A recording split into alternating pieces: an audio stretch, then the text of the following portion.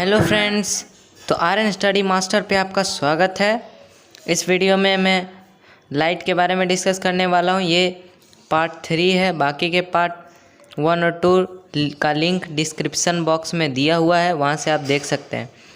तो हम लोगों ने पढ़ा था लाइट के बारे में, रेनबो फॉर्मेशन, ETC कॉर्पuscle थ्योरी। अब हम लोग पढ़ने जा रहे हैं क्रिश्चियन ह्यूजन वेव थ्योरी।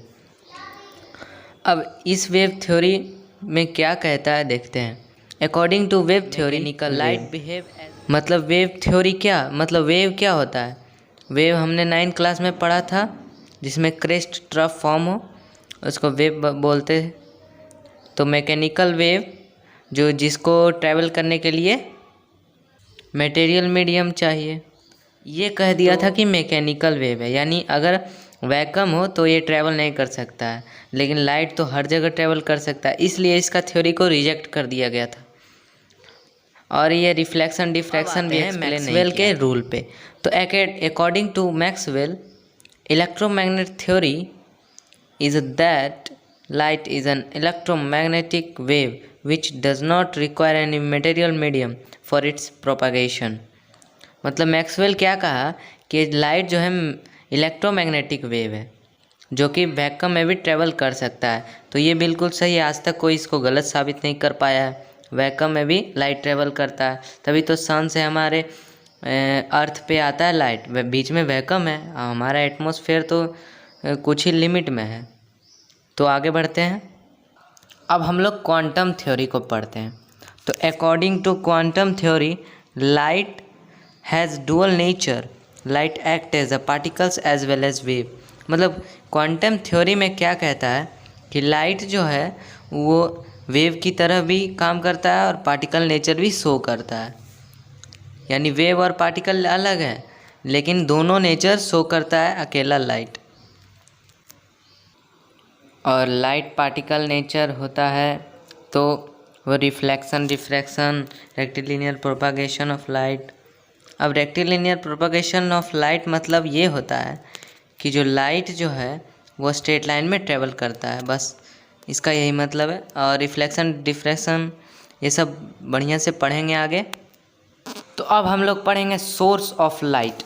अब लाइट का सोर्स क्या हो सकता है, या तो नेचुरल हो सकता है या फिर मैनमेड या फिर आर्टिफिशियल। दोनों तो एक ही बात है, मैनमेड, आर्टिफिशियल। अब नेचुरल में कौन हमारा सन, जो कि नेचुरल सोर्स ऑफ लाइट है। स्टार्स और भी ETC बहुत सारा। आर्टिफिशियल हमारा हो गया बल्ब्स, जो हमारे घरों में जो ग्लो करता है, बल्ब्स, LED, CFL। अब इस दुनिया में 3 टाइप का ऑब्जेक्ट होता है, एक ट्रांसपेरेंट, ट्रांसलूसेंट एंड ओपेक, जिसको हम लोग मीडियम ऑफ लाइट भी बोल सकते हैं। लाइट का जो रे होता है, लाइट समझिए, ट्रांसपेरेंट कोई ऑब्जेक्ट है तो उससे पूरा पास हो जाता है, ट्रांसलूसेंट है तो हल्का फल्का रिफ्लेक्ट होता है, ओपेक है तो टोटली रिफ्लेक्ट होता है या फिर एब्जॉर्ब भी होता है। तो अब हम लोग पढ़ने जा रहे हैं रे और बीम के बारे में। अब रे क्या होता है,